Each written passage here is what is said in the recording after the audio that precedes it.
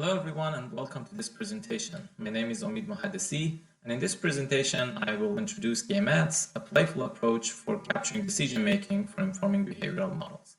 This study was part of an NSF grant that was performed at Northeastern University with the help of my co-authors Yifan, Rana, Azghandi, Rozhin, Doroudi, Snodgrass, Ozlem, Ergun, Jacqueline, Griffin, Kaeli, Stacy, Marsella, and Casper. We would like to thank KAI 2020 organizers for giving us an honorable mention award and for the opportunity to present our work despite not holding KAI 2020 conference because of the COVID-19 pandemic. In this study, we are interested in understanding human decision-making process. This is, of course, of interest in many different fields, and many different methods are used to get such understanding. Simulation is one of the tools that are widely used to analyze and model human decision-making. Among different simulation techniques, agent-based modeling is practical when we are dealing with human systems and try to model human behavior and social interactions.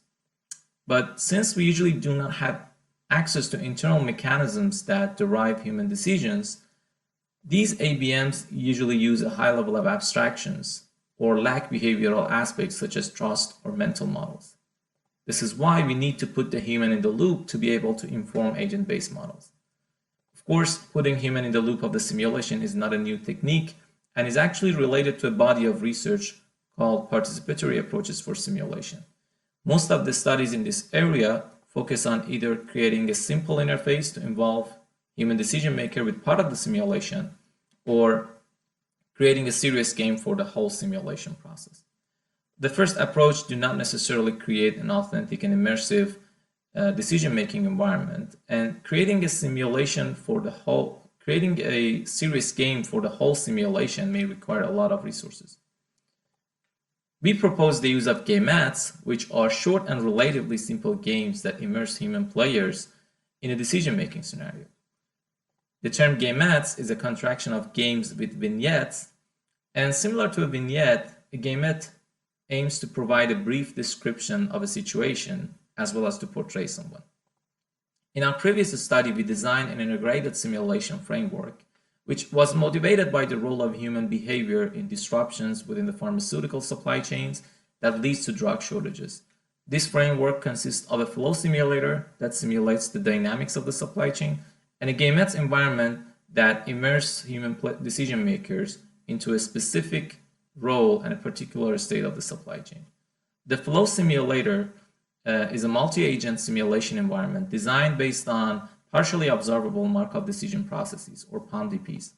According to the POMDP framework, the agent has access to some observation that gives incomplete information about the state of the system. Then the agent can take some actions and receive some rewards.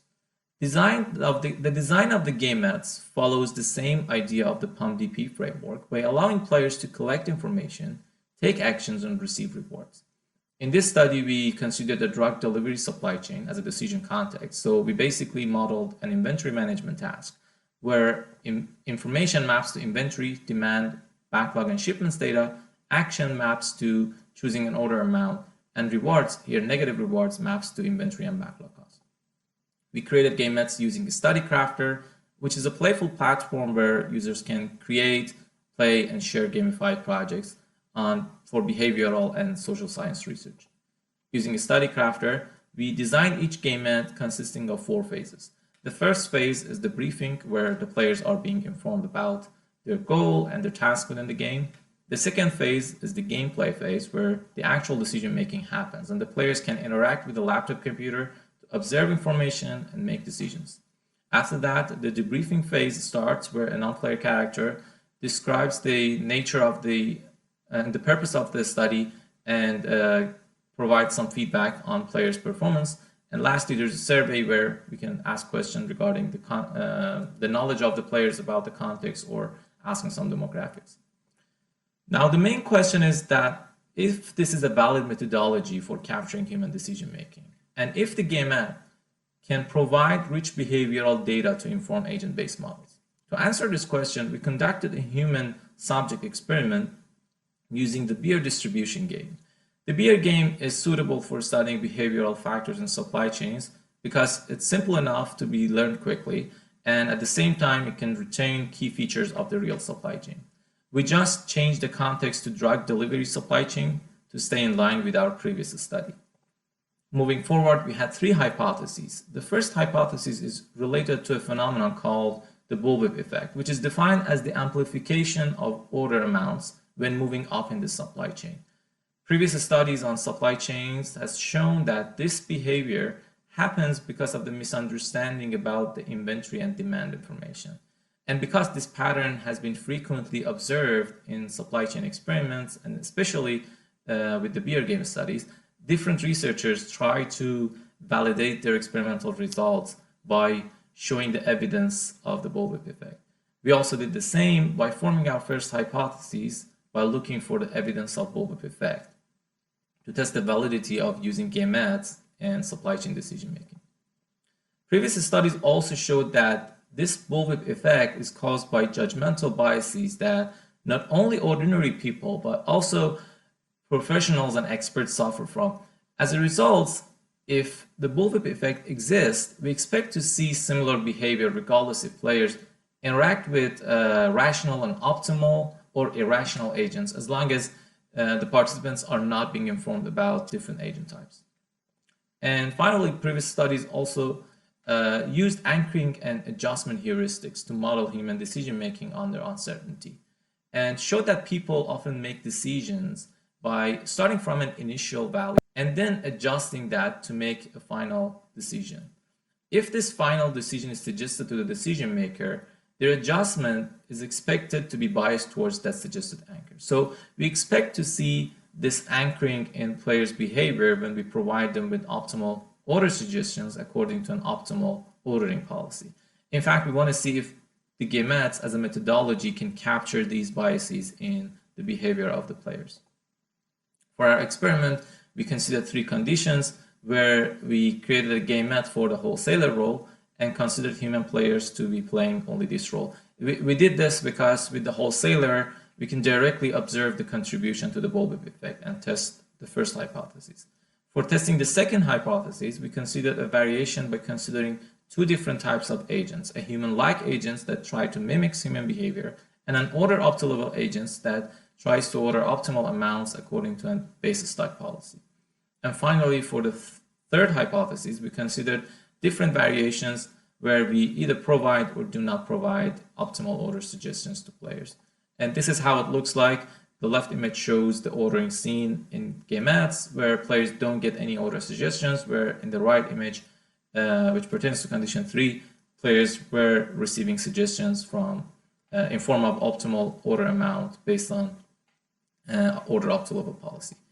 The demand distribution was the same in all three conditions and followed the beer game setting. We just made a minor change to adapt it to our drug delivery context. We used constant demand of 40 units up to week 4 and constant demand of 80 units after that.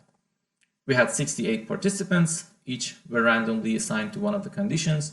Among them, there were 37 males, 10 females, and 21 participants who didn't reveal their gender. The average age of the participants was 23 years old with a standard deviation of 2.5 years.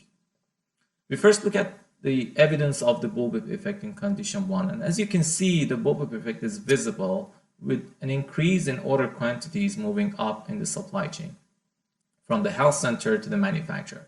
But since the players only played the wholesaler and the rest of the agents were computer agents, we also calculated the bullwhip effect index, which is the ratio of order fluctuations over demand fluctuations at each node or for each agent, basically. We can observe that human-like agents contributed to the bullwhip effect by showing fluctuations. Human players, however, show even more fluctuations and contributed to the bullwhip effect more than human-like agents. Next, we compared the ordering behavior of human players in all conditions. We can see that the human behavior is not affected by the behavior of agents. In fact, presence of different type of agents didn't have much impact on the ordering behavior of players. We also performed a one-way ANOVA for each time step and found that there is not a significant difference between the means of order amounts of players in different conditions, which supports the second hypothesis. Finally, while looking again at the same graph, we can see that providing order suggestions to players in condition 3 does not seem to have much impact on their ordering behavior, which contradicts our third hypothesis. However, an interesting finding is the deviation from suggested order amounts. Here, the error bars show how much on average players deviated from the order suggestions. And as you can see, players tend to overorder at almost all time periods, and more specifically around week 6 when they discovered the change in the demand and faced a stockout. This is in line with the results of the bullwhip effect, stating that human decision makers start to overorder when they experience a stockout. Now the question is, why do we need Gamettes? Because there are many simulation games out there that use agent-based participatory framework to put the human in the loop of the simulation. Previous studies showed that when human participants have access to all aspects of the simulation, this can make the process unnecessarily complicated. And this shows a trade-off between accuracy of the simulation and player immersion, and suggests to avoid details that have less impact on the decisions. Although we can fine-tune this trade-off between accuracy and player immersion through iteration, Gamettes actually manage these complexities methodologically by portraying only a short and specific scenario for a specific role. In this way, we can make accurate models and immerse players into specific scenarios without overwhelming them with excessive information about all aspects of the simulation. Finally, we designed Gamettes from the viewpoint of serious games and crowdsourcing in order to benefit from the affordances of player immersion, access to rich behavioral data, and engaging a broader audience. Previous studies also suggest that use of serious games in agent-based simulation helps in building more intuitive and interactive simulation environments.